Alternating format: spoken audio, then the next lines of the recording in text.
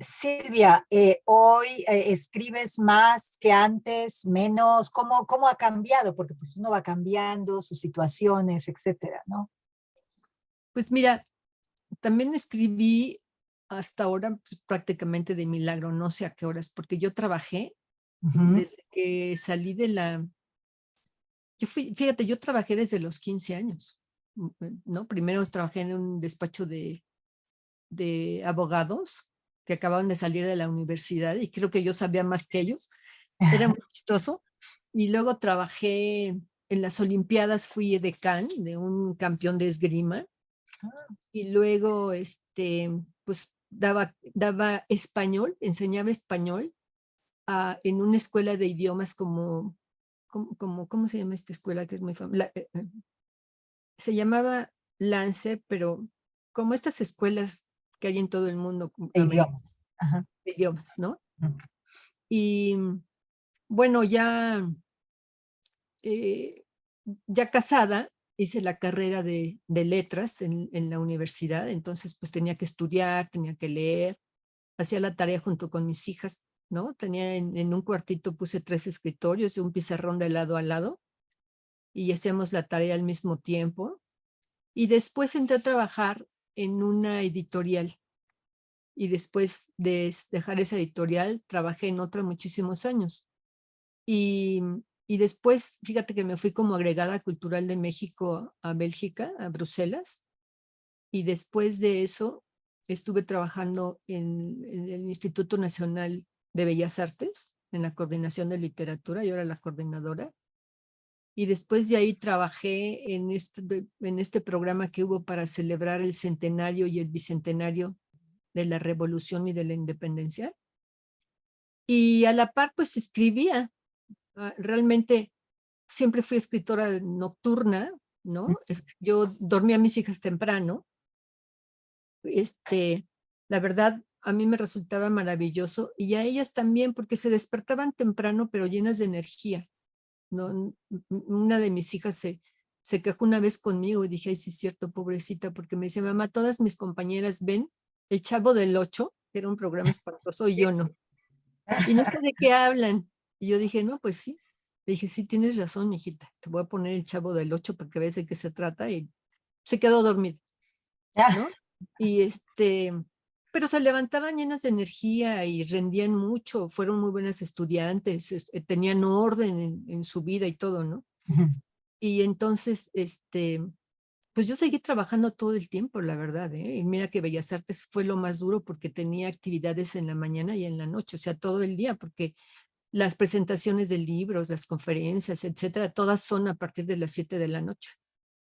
Y pues me las ingeniaba para escribir, así como ahora, fíjate, como acabo de terminar la novela hace poquito, no estoy escribiendo, voy a ordenar justamente mi página porque no le he Ujú. puesto un cambio desde hace varios años. Y y la verdad es que ahorita no tengo tema para escribir, para sentarme realmente a escribir todos los días, ¿no? Sí me pasa, antes me asustaba un poco porque decía, y ahora, y de repente solito llega, ¿eh? Ah, qué bien, qué bien. Mira, quisiéramos dar un espacio ahora para, si acaso hay preguntas, que las pongan en el chat o pueden alzar por ahí la mano y participar también para escucharlos.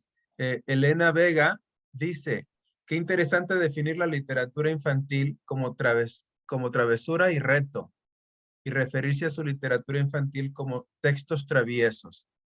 Y te pregunta, Silvia, ¿aplicaría los mismos términos a su literatura para adultos? No, fíjate que no. A los niños, si tú estás escribiendo para niños, ellos no tienen paciencia ni tienen tiempo, ¿no? Porque la literatura es parte de su vida, no es su vida. Ellos quieren jugar, quieren ver la televisión, quieren ver en el Facebook o en el Twitter o yo no sé qué tengan en sus redes sociales, ¿no? Ahora mucho más. Entonces es un espacio muy pequeñito y si tú no los atrapaste desde la primera página, ya te dejaron, ¿eh? En cambio, entonces tienes que tener exactamente la idea de a quién vas a dirigirte, qué edad tiene ese niño. porque claro, todos los niños van teniendo una circunstancia y una atmósfera dependiendo de su edad. Un niño chiquito no puede entender qué cosa es la pureza, por decirte una palabra así, ¿no? Entonces, es muy difícil y tienes que estar pensando cómo atraparlos, cómo le haces, o sea, cómo lo jalas para que lea lo que sigue. En cambio, en la literatura no, tú estás contando para adultos, tú estás contando una historia y lo que haces es tratar de contar esa historia lo mejor posible. Y no estás preocupado si te va a leer un médico o una secretaria o un profesor de geografía, ¿no? Tú sabes que vas a tener un lector y que le vas a hablar a un lector, y pues haces lo posible para que cualquier lector pueda entrar a escuchar lo que le vas a contar. Es muy distinto. Con los niños es muy difícil, la verdad es muy difícil. Tienes que estar pensando, hijo, a ver cómo lo jalo para acá, ¿no? Sí. Mira, Guadalupe Cortina pregunta, ¿cuáles han sido las influencias literarias más notables? El cuento de Mi abuelita tiene ruedas me recuerda a un pasaje en Cien años de soledad y lo que hacían los niños con la abuela que se había quedado rezagada en casa para las siguientes generaciones. ¿Tus influencias cuáles han Sí, sido? fíjate que en mi escritura, pues miran, influencias notorias en mi escritura, no creo. Por ejemplo, yo empecé a escribir por José Agustín y mi literatura no se parece nada a José Agustín, pero eso me despertó porque era, como les conté, era algo que yo conocía. Era mi ciudad, eran mis amigos, eran mis hermanos, eran mis fiestas, eran mis palabras, etcétera, ¿no? Eh, pero sí tengo mis escritores favoritos. Por ejemplo, una novela que nunca dejaré de recomendar es Los recuerdos del porvenir de Elena Garro. Es una obra maestra, Ujú. es también divertida, ¿no? Es inteligente, ahí demuestra Elena su inteligencia, tiene que ver con nuestra historia y te está contando pues una historia de amor múltiple, en última instancia, digamos, ¿no? Entonces, este, y te pone una trampa también porque tú empiezas la novela y no sabes, no entiendes, y al final te das cuenta que ella está contando sentada en una piedra, o sea, el pueblo, ¿no? Son las voces del pueblo que ya pasó por ahí. Esa novela me encanta. Me encanta una escritora inglesa que leí toda su obra, pero toda su obra de un jalón, que se llama Jean Rhys. Yo siempre le dije Jean Rice, se escribe R-H-Y-S. Pero he oído que le dicen Rhys, porque su verdadero apellido es Rhys, pero no se escribe así. Que tiene varias novelas donde se reinventa, ella se reinventa, ¿no? Good Morning Midnight, por ejemplo, bueno, tiene muchas novelas, pero habla de la mujer sin piedad, eso es lo que me gusta, ¿no? Habla de las pasiones feas, las pasiones bonitas, en una época todavía victoriana en Inglaterra, en donde, y en Francia también, porque vive en Francia, ¿no? Y en donde los hombres tienen amantes, porque es la regla, o sea, no está mal visto, así era la sociedad francesa en esa época, todos los señores, hasta la fecha, como hemos visto, tienen sus affairs o tienen una segunda casa, ¿no? Es casi de prestigio, ¿no? Es como una sociedad de prestigio, así que como estas fiestas que hacen los indígenas en muchas partes del mundo, que tiran la casa por la ventana, cuando hay un bautizo, cuando hay un cambio de estado del niño al adolescente, no sé qué, y después se quedan sin nada, son fiestas de prestigio, pues así un poquito. Y ella en todas sus novelas habla de la condición de la mujer, sin ser feminista, no tiene nada que ver con el feminismo, sino habla de lo que puede vivir una mujer. Por ejemplo, cuando está de lo más deprimida que te puedes imaginar, llega, por ejemplo, a Harrods y se mide la ropa, se pone un sombrero, se ve el abrigo, vive sus momentos de felicidad, cuelga el abrigo, cuelga el sombrero y se va a su casa pero ya interrumpió esa tristeza, ¿no? Ese malestar. Nada más de verse luciendo cosas bonitas. Es una autora que a mí me encanta.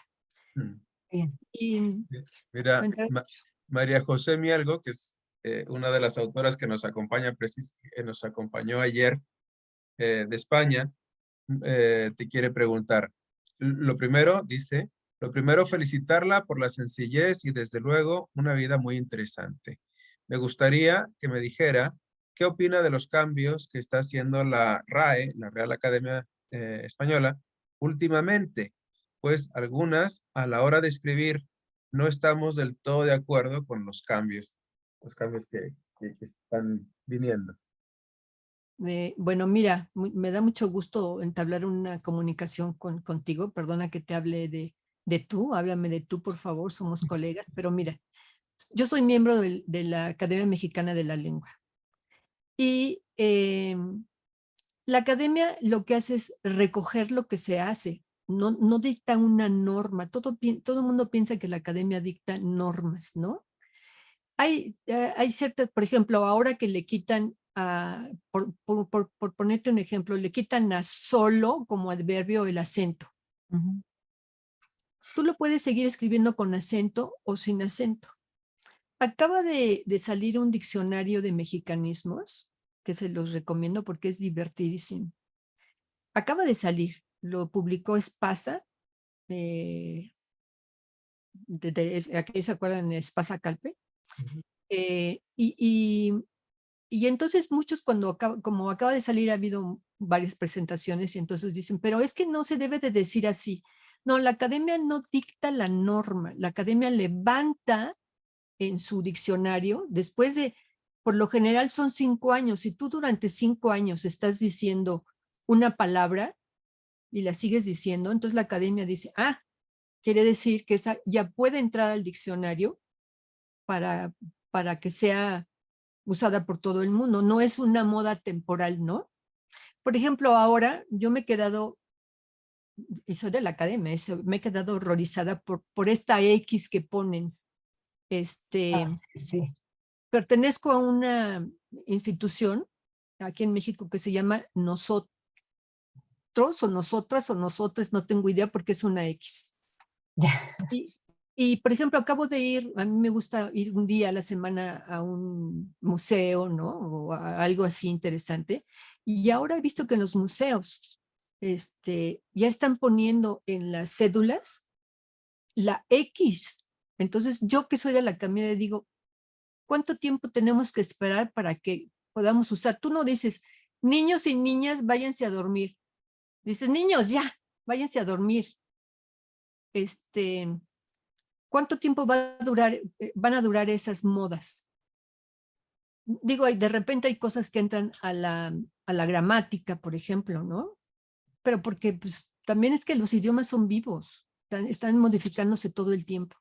Pero sí hay en la academia, hay cierto tiempo para decir, bueno, sí, se puede meter al diccionario porque ya probó, ¿no? Fíjate que cada sesión que tenemos vamos diciendo palabras que no estaban en el diccionario, que vemos recogidas en algún lugar, ¿no? En el periódico, en la televisión, en la radio. Y, por ejemplo, ahora está recogida por decirte guachicol. Antes decías, ¿qué es eso, guachicol? Nada. Pero ya es tanto su uso que se decidió recogerla para decir, bueno, pues es el robo de combustible, etcétera, ¿no? Ujú. No sé si te contesté, pero por ahí voy. No, no, muy bien. Sí, Rodrigo, antes de que leas la siguiente pregunta, yo le quiero preguntar a Silvia, porque aquí entre el público hay varios estudiantes de creación literaria. ¿Qué consejo les das a estos chicos que van empezando, con todas las tablas que tú tienes? ¿Algún consejo? Pues mira, primero que lean, porque pues el material de la escritura es la lectura, o sea, nadie puede inventar todo lo que se ha dicho y se seguirá. En la literatura tiene pocos temas realmente, ¿no? Ujú. Pero tú tienes que, mm, que leer a otros para darte cuenta ¿qué hacen? Aquí hay una escuela de escritores, en una temporada di clases en la ESA y yo daba una materia que se llamaba comprensión de la lectura, que es como que dice, comprensión de la lectura. No, yo les decía, fíjense cómo hace este escritor para, ¿no? Cómo introduce aquí este diálogo, fíjense cómo ve, fíjense esto, ¿no? Entonces la lectura, desde luego la tienen que hacer por placer, pero detenerse en lo que les llama la atención y decir, ay, me gusta cómo está hecho, ¿no? Otra es que traten de ser ellos mismos en la escritura, ellos mismos, no escribir a la manera porque leyeron a un autor y les encantó y quieren escribir como ellos. No, no, no, porque eso es lo que hace diferente. Claro. García Márquez es García Márquez porque tiene un estilo propio. Paz es Paz porque tiene un estilo propio. Lo que hay que buscar es tu propio estilo, que es tu carácter, tu personalidad. Yo cuando comencé a escribir quería hacer metáforas y quería hacer imágenes, pero como en la vida diaria no soy creadora de cosas complicadas, pues no me di cuenta que yo no iba a hacer nunca una imagen ni una metáfora como las que me gustaban, porque no era mi estilo, no era mi personalidad, ¿no? Exacto, Ujú. exacto, exacto. Mira, aquí quizá de las últimas preguntas. Chelsea Briano pregunta, buenos días. En uno de sus cuentos, La Casa Nueva, desde mi entendimiento, puede notar cómo una mujer perdió la confianza de su papá en su infancia y me sentí identificada. No necesariamente con mis papás, pero hubo situaciones con las que me sentí desilusionada en mi infancia, como cuando creí en Santa Claus y me di cuenta de que no era real y pienso que muchas personas también se identifican con esto. Y la pregunta es la siguiente. ¿Piensa que este cuento podría servir a muchas personas adultas a entender cómo puede impactar la pérdida de confianza en los niños y a su formación como adultos? Pues sí, realmente no lo escribí por eso, ¿no? No fue así como para demostrar una cosa por el estilo, pero sí podría servir. Yo lo escribí porque fue algo que me marcó, fíjate.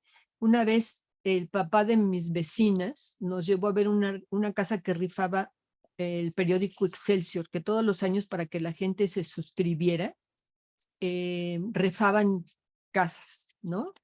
Y después o coches o cosas así. Pero el señor nos llevó y a mí me llamaba la atención cómo le iba diciendo a sus hijas, mira, esta va a ser tu recámara y mira, esto va a ser no sé qué, mira qué bonito baño, ¿no?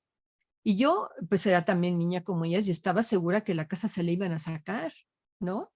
A pesar de que mi mamá recibía el Excelsior también, pues yo decía, no, pues estos se van a sacar la casa, ¿no? Y bueno, pues un día me acordé, yo dije, pues, ay, lo que es la vida, me acordé de mis amigas y me acordé, yo dije, ay, cuando fuimos a ver la casa de Excelsior, que yo estaba segura que se la sacaban, ¿no? Uno a veces escribe así, ¿no? Por ejemplo, cuando las maestras de escuela hacen literatura para niños, les quieren enseñar algo, moralizar. No, no, no, la literatura en general es para contar algo. Yo no digo voy a escribir esta novela para demostrar que la familia es un desastre. No, yo voy a contar mi familia en la que yo viví, que era un desastre. No hay a priori una, una regla, digamos, ¿no? Ujú. Pueden servir para muchas cosas también. Muy bien, muy bien. Muy ¿Hay bien. hay más preguntas del público? Yo no veo, Rodrigo, sí, yo no tengo. Ya no ha llegado más preguntas en el chat. No sé si Te voy alguien a quiere hacer preguntar. si me permite, Rodrigo, Sí, claro. una última, no te queremos quitar todo tu tiempo, Silvia ha sido muy generosa, No, yo pero encantada. una pregunta, cuando tú empezaste a escribir, el medio pues era todavía menos, había menos mujeres, obviamente, ¿no? Entonces, ¿cómo fue ese entrar en aquella época, cuando empezaste, muy jovencita, en un medio pues primordialmente masculino? ¿Influyó, Mira, no influyó, no pasó nada? ¿Qué cosa? no, a mí mi padre me abrió las puertas de muchas cosas, fíjate, y entre otras, esta parte de la literatura. Yo escribí La mañana debe seguir gris en el taller con Elena y con Hugo. Realmente con quien afiné y aprendí fue con Hugo, porque Hugo me enseñó, me enseñó correctamente. Por ejemplo, me decía, por ejemplo, por decirte, en un fragmento de 5 líneas, hay 3 puede, no sé qué, ¿no? Entonces él me hacía una rayita y me decía, a ver, sinónimos de puede, tun, tun, tun, tun, tun, tun, así como al detalle, porque hay que cuidar al detalle, subrayar, hay que leer en voz alta lo que escribes porque te vas dando cuenta de las repeticiones, que esa es otra de las cosas que hay que mejorar, ¿no? Hay que limpiar la casa de todo el polvo. Y cuando yo terminé la novela, me dijeron tanto Hugo como Elena que era una novela que merecía ser publicada. Y entonces, como la editorial en esa época era Joaquín Mortiz, me dijeron, si quieres publicarla, te acompañamos a Joaquín Mortiz.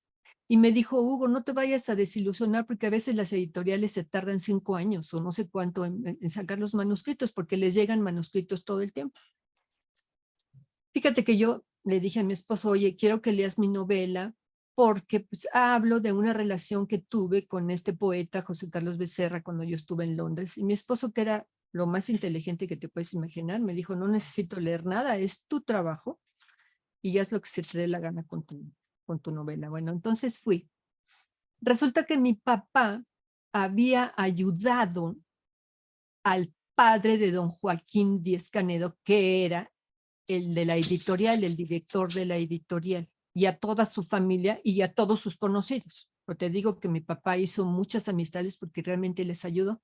Sí. Entonces, cuando le dijeron que yo era hija de Pérez Martínez, el señor, que era un encanto, dijo, pues voy a leer su libro con mucho interés. No me dijo, te lo voy a publicar de entrada, a ciegas, ¿no?